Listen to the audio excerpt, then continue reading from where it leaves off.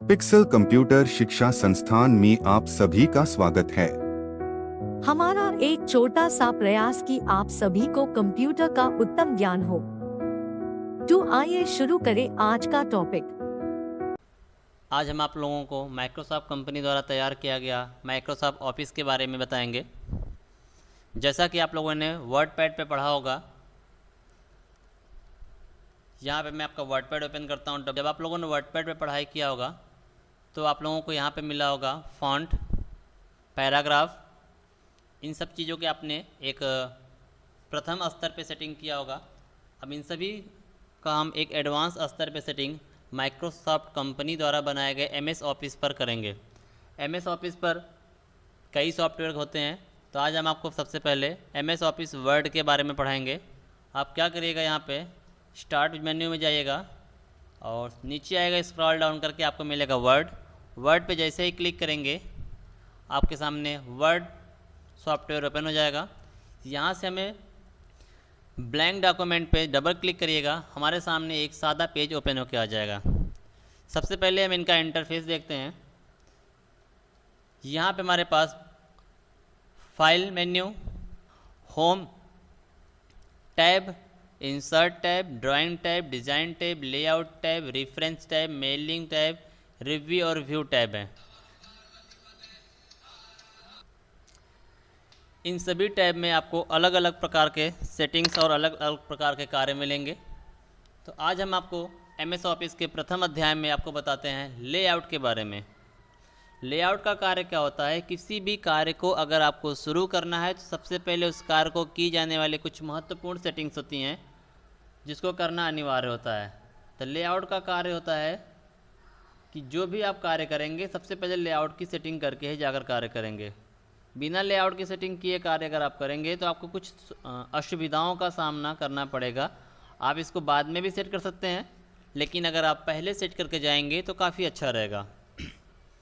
सबसे पहले यहाँ पे हम आपको बताते हैं मार्जिन का सेटअप। मार्जिन के सेटअप में अगर आप कोई कार्य करते हैं, जैसे लाइक दिस मैं कोई टाइपिंग करता हूँ, जैसे मैंने यहाँ पे कुछ डाटा लिखा है, तो आपके मन में कभी कभी आता है कि नहीं ये थोड़ा सा ऊपर से होना चाहिए या थोड़ा लेफ्ट होना चाहिए, या फिर यहाँ से क्यों नहीं लिख रहा है, कुछ थोड़ा किनारे तक लिखना जाना चाहिए, यहीं से नीचे आ जा रहा है। ये सब सारी सेटिंग हम मार्जिन के ऑप्शन में करते हैं। याद रखिएगा, लेआउट का पेज सेटअप ऑप्शन है, पेज सेटअप में हम मार्जिन का प्रयोग करेंगे। मार्जिन का प्रयोग अगर इसकी परिभाषा कहा जाए तो मार्जिन हम अपने डॉक्यूमेंट पेज पर लिखे जा रहे पैराग्राफ कि चारों तरफ कितना स्पेस छोड़कर लिखना है, उसकी सेटिंग करने के लिए करते हैं। जैसे देखिएगा, यहाँ पे कुछ हम एरो पे क्लिक करते हैं, यहाँ पे कुछ बने बनाए हमारे पास टेम्पलेट उपलब्ध हैं।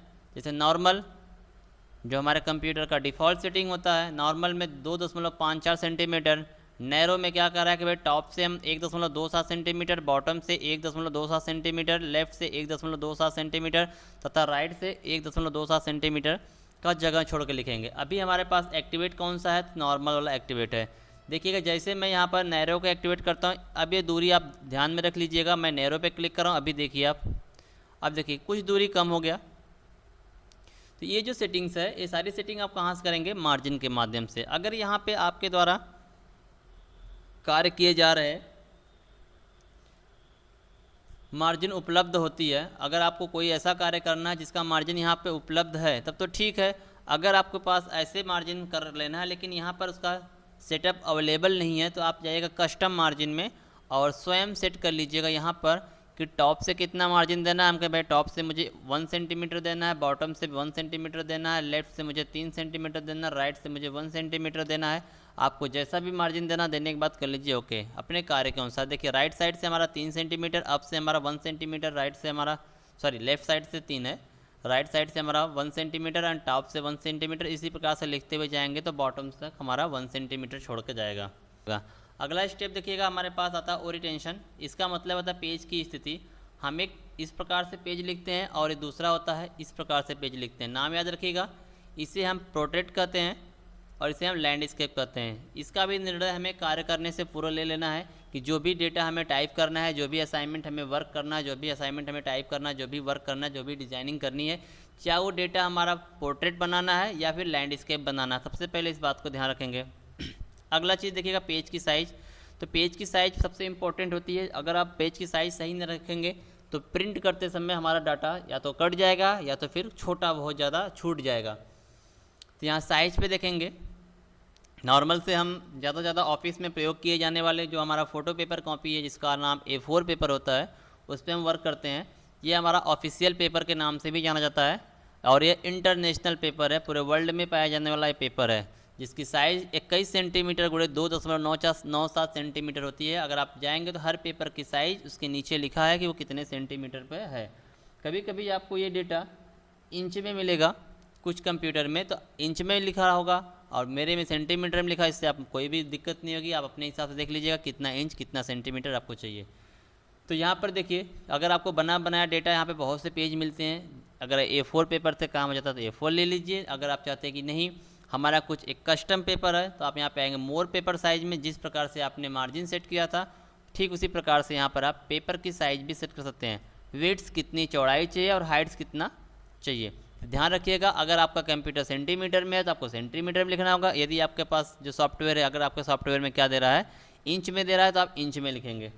तो मेरे में सेंटीमीटर दे रहा है तो मैं अगर मुझे 30 सेंटीमीटर विड्थ लेना मैं 30 सेंटीमीटर कर दूँ, हाइट मुझे 20 सेंटीमीटर लेना, विड्थ लेने के बाद देखे कर ओके देखिए ये और चौड़ा हो गया, नीचे से और पतला हो गया, कोई इशू नहीं है। तो इसलिए आपको कौन से पेपर पे वर्क करना है, पेपर की साइज़ ले लीजिएगा पहला। तो मार्जिन और रिटेंशन और साइज, ये चीज़ों पर आप बहुत ध्यान से ले लीजिएगा। मैं आशा करता हूँ कि आप सभी को सारी बातें समझ में आ गई है। आप सभी को हमारा वीडियो पसंद हो तो चैनल को लाइक कर, सब्सक्राइब कर, शेयर कर, बेल आइकन को प्रेस करें ताकि हमारी वीडियो आप तक पहुँचते रहे। थैंक्स।